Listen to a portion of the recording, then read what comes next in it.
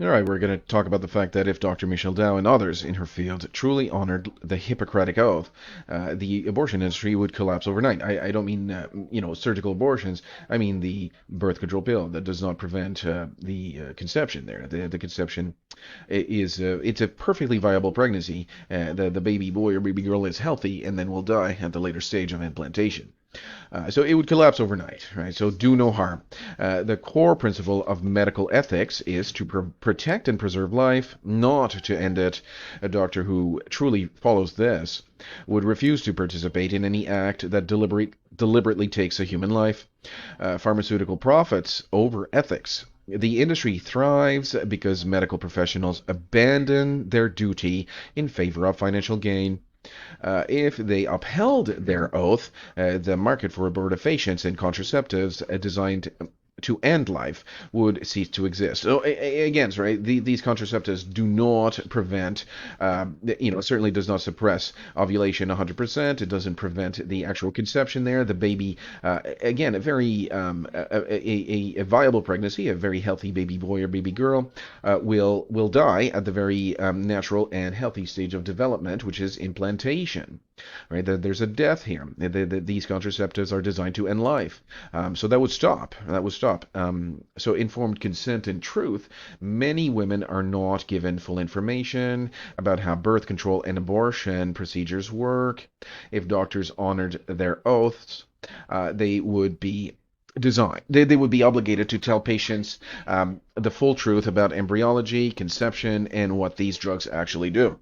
So the deception unravels. The moment an abortion provider or doctor prescribing birth control publicly admits that these practices violate the foundational principles of medicine, the industry loses legitimacy and the facade crumbles, right? So that's very, very important is that she cannot admit that everything that she did her whole career was basically killing babies because the very people would not trust doctors anymore. The very few people that do trust doctors will not trust doctors anymore. This cannot be publicly admitted, right? But it certainly is true.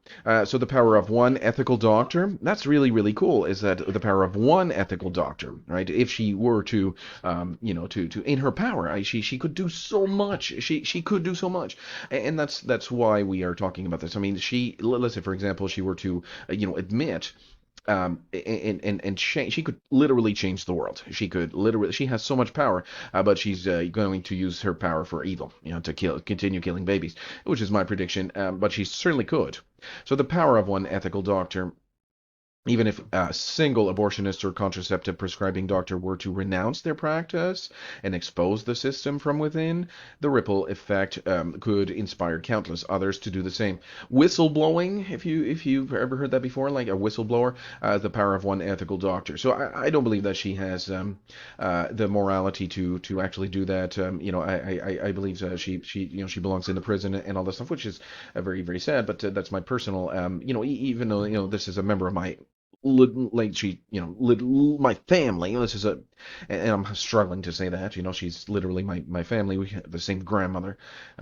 If she were to be ethical, like if she were to do the actual whistleblowing, this would end, right? So the industry doesn't end through legislation alone. It ends when doctors refuse to betray their oath for profit, right? So all the money that she made, right? She made a whole pile of money, right? The bank account is bursting at the seams. So money, it's big money, but it's just a small fraction of a slice of what the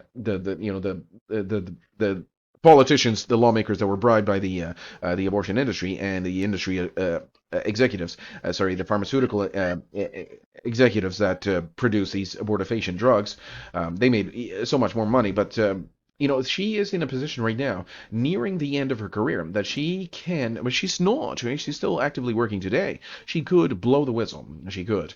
And let's say, for example, she would and say, look, I broke the oath, the oath that says do no harm and, don't provide, don't prescribe abortifacient drugs and pessaries and all this stuff. We saw that in the video about the oath.